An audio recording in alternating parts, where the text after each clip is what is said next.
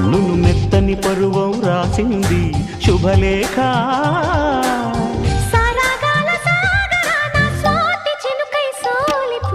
కొమ్మన కులికే కోయిల ఓ కమ్మని పాట పాడవే.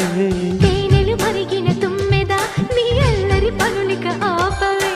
ఓ భామా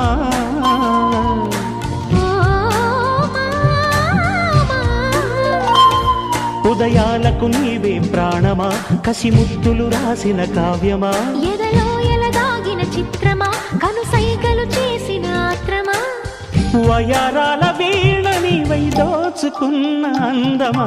కమ్మన